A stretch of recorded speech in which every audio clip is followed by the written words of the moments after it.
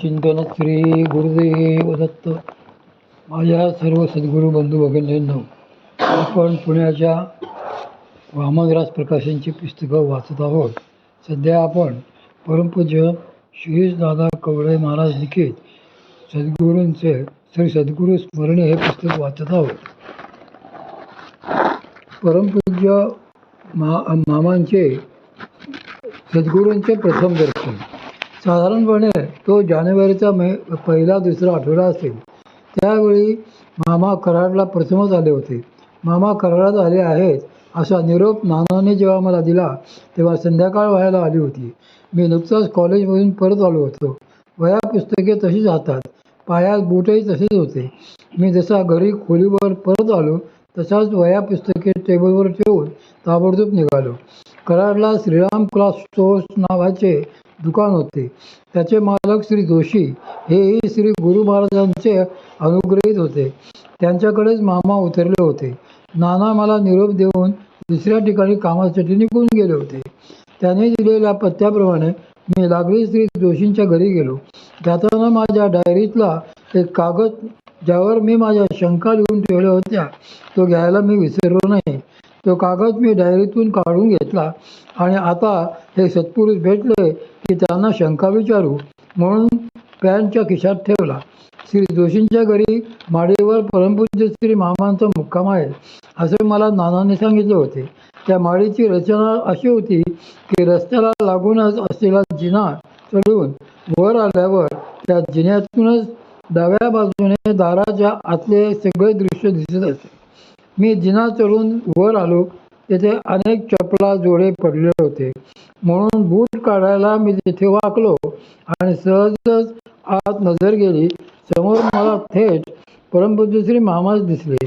त्यांची माझी पहिलीच दृष्टीभेट झाली. ते माझ्याकडे पाहून पूर्वपरिचय असल्याप्रमाणे अगदी गोड हसले. त्या त्यांच्या निरागस व अत्यंत मोहक अशा हसण्याचे काय झाले कोणास ठाऊक, पण मी येथे कशाला आलो आहे, काय विचारायला आलो आहे या गोष्टीचा मला एका क्षणातच विसर पडला. त्याच वेळी मला आत कुठेतरी अंतःकरणात असे वाटायला लागले की हे जे समोर कोट टोपी घालून बसलेले गृहस्थ आहेत त्यांचा आणि आपला काहीतरी निकटचा ऋणानुबंध आहे. हे आपल्या कोणतरी अगदी जवळचे आहेत, अगदी आईवडिलांपेक्षाही अधिक जवळचे आहेत.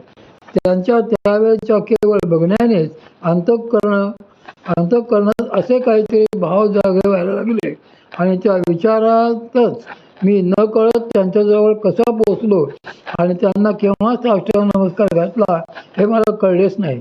मी त्यांना नमस्कार करून समोर बसल्यावर ते माझ्याकडे बघून परत हसले व म्हणाले, मी तुझी वाटच बघत होतो.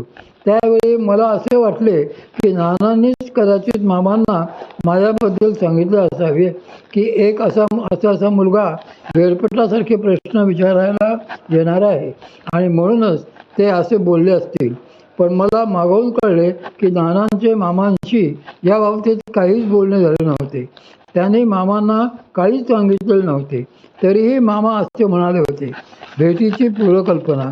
आता यामागचा आणखी एक थोडा वेगळा असा संदर्भ सांगतो. शास्त्रांनी असे स्पष्टपणे सांगितले आहे की गुरुशिष्य संबंध हे ऋणानुबंधच असतात. कोणीही शिष्य आला आणि गुरुने त्याला हो म्हटले असे होत नसते. श्री गुरूंनी दीक्षा देण्याआधी एखाद्या शिष्याचा स्वीकार करण्याआधी त्याचे आणि आपले पूर्व ऋणानुबंध तपासून बघितलेच पाहिजेत. परमपूज्य श्री मामा जेव्हा पुण्याहून कराडला एसटीने यायला निघाले होते तेव्हा त्यांना एसटी स्टँडवर सोडायला परमपूज्य सौ सखाताई गेल्या होत्या. त्यांनी तेव्हा मामांना सांगलीच्या गाडीत बसवले आणि सहजच विचारले की आजपर्यंत तुम्ही कधी कराडला गेला नाहीत, आज पहिल्यांदाच जात आहात, असे काय काम काढले. त्यावर मामा ताईंना पटकन म्हणाले की अगं तेथे आमचे पोर आहे, त्यालाच भेटायला जायचे आहे. याचा अर्थ असा की त्यांना या भेटीची आतूनच पूर्वकल्पना होती आणि पुढे ते त्यांच्या बोलण्यामध्ये स्पष्ट झालेच. त्यांच्यासमोर बसल्यानंतर त्यांनी मला पहिल्यांदाच एक प्रश्न विचारला, काय रे अजूनही तुझे तंत्रमंत्राचे प्रयोग करून पाहणे सुरूच आहे का? वास्तविक पाहता त्यांना मी हे काही सांगितलेले नव्हते, पण त्यावेळी माझ्या मनाची अशी समजूत झाली होती की नानाच त्यांना यासंबंधी काहीतरी बोलले असतील, कारण माझी नानांशी वेळोवेळी अशा अनेक विषयांवर चर्चा व्हायची. अध्यात्माचा नाद असल्यामुळे काही विशिष्ट उपासना, काही मंत्र साधना, दक्षिणमार्गी शुद्ध तंत्र उपासना त्या त्या देवतांच्या अनुभूतीसाठी मी करून बघत असे. मला लहानपणापासूनच तो छंद होता. परमपूज्य श्री मामांनी नेमके त्याच विषयी प्रथम विचारले आणि त्यांचा पुढचा प्रश्न होता, मग तू त्यांचेच वगैरे अजूनही करतोस का? 10वी व 12वीच्या मधल्या काळात एक उत्सुकता म्हणून कधीतरी तो उद्योग पण आम्ही काही मित्रांनी केला होता, म्हणून मी लाजून म्हणालो, आता करीत नाही. त्यावर ते म्हणाले, तुझे परलोकासंबंधी तुला आलेले अनुभव जरा याही लोकांना सांग. आजूबाजूला बरीच साधक मंडळी, भेटीला आलेली मंडळी जमली होती. मी तशा काही आठवणी सांगू लागलो. त्या दरम्यान संपूर्ण वेळ मामा माझ्याकडेच एकटक बघत होते. माझे सांगून झाल्यावर त्यांनी सगळ्यांना मोठ्याने सांगितले की आम्ही ज्या हिऱ्याच्या शोधात होतो तो आज सापडला. हा मुलगा आमचा उत्तराधिकारी आहे. सगळे त्यांच्याकडे आश्चर्याने बघत राहिले. मग ते सगळ्यांना म्हणाले, जा रे खाली, अल्पोपहाराला जा. त्यांनी असे सगळ्यांना घालवले आणि मला सोबत घेऊन ते हॉलच्या एका कोपऱ्यात गेले. तेथे पहिलेच वाक्य ते मला उद्देशून बोलले की अरे, आपली परंपरा फार मोठी आहे आणि हेच कार्य तुला पुढे चालवायचे आहे. अद्भुत भूत भविष्यकथन. हे सांगून झाल्यावर त्यांनी मग मला एक एक गूढ अशा माझ्या साधन काळातल्या गोष्टी सांगायला सुरुवात केली. त्यातल्या अनेक निगूढ अनुभवांच्या घटना केवळ मलाच माहीत होत्या. ते माझ्या उपासना मार्गाचे, साधना मार्गाचे पूर्वीचे अद्भुत अनुभव होते व तोवर मी त्याविषयी कुणाजवळच कधी काही बोललेलो नव्हतो. त्यानंतर त्याने मला आणखी अशा काही विलक्षण गोष्टी सांगितल्या की ज्या मला पुढे अनुभवाला यायच्या होत्या. खरोखरीच त्याप्रमाणे त्यातल्या प्रत्येक गोष्टी मला पुढे अनुभवायला मिळाल्या. त्यांचे हे सगळे सांगणे झाल्यावर ते मला गंभीरपणे म्हणाले की आता तू असे कर, 25 तारखेला नरसोबाच्या वाडीला ये, 26 तारखेला पहाटे तुला अनुग्रह होईल. वास्तविक पाहता मी त्यांच्याकडे मला त्यांना त्या मार्गाबद्दलच्या काही शंका विचारायच्या होत्या म्हणून गेलो होतो. मुळात अशी शक्तिपात दीक्षा होते की नाही याबद्दलच मला शंका होती, पण त्याविषयी एक शब्दही न बोलता त्यांनी माझ्या शंकांची परस्परच बोलवण केली होती. तोपर्यंत मला आतून दृढतेने असे वाटायला लागले होते की हे सांगतील तेच माझ्या हिताचे आहे, माझ्या कल्याणाचे आहे. म्हणून ते जे जे म्हणतील ते ते सगळे ऐकायला, करायला मी त्यावेळी आतून तयार झालो होतो, मनापासून तयार होतो. एरवीचा माझा तरकटपणा कोठे हरवला होता ते मामाच जाणे. त्यानंतर वाडीला दीक्षेकरता 26 तारखेला पहाटे बसायचे म्हणून 25 तारखेला पहाटे कराडहून निघून आम्ही काहीजण सकाळीच वाडीला पोहोचलो. परमपूज्य श्री मामा नेहमी श्री वसंत पुजारी यांच्याकडे उतरायचे. आम्हीही त्यांच्याकडेच उतरलो. नंतर 26 तारखेला पहाटे त्यांच्याच घरी माडीवर मला दीक्षा झाली. त्यावेळी एक मोठा अद्भुत प्रसंग घडला. श्री क्षेत्र वाडीचा अनुभव. परमपूज्य श्री मामा दीक्षेच्या आधी स्नान झालेले असल्यामुळे दीक्षा झाल्यानंतर परत स्नान करीत नसत. हा एक नियम ते कटाक्षाने पाळत. पण त्या दिवशी त्यांना काय वाटले माहीत नाही, दीक्षा झाल्यानंतर ते माडीवरून खाली उतरले आणि आपल्या खोलीत जाऊन थोड्या वेळाने पंचा नेसून बाहेर आले. त्यांनी माझ्या हातात एक तांब्या दिला आणि मला चल म्हणाले. कोठे ते मला माहीत नव्हतेच. मग त्यांनी मला सरळ देवासमोरच्या घाटावर आणले. माझ्या अंगावर पॅन्ट शर्ट, ते पंचा नेसलेले, माझ्या हातात तांब्या, असे आम्ही देवदर्शन करण्याआधी पायऱ्या उतरून कृष्णामाईच्या पात्रापाशी आलो. ते अनिवार्य ओढीने कृष्णेत उतरले. परमपूज्य श्री मामा फार सुंदर पोहत असत. त्यांचे पोहणे अतिशय प्रेक्षणीय होते. ते अगदी सहजतेने पोहत.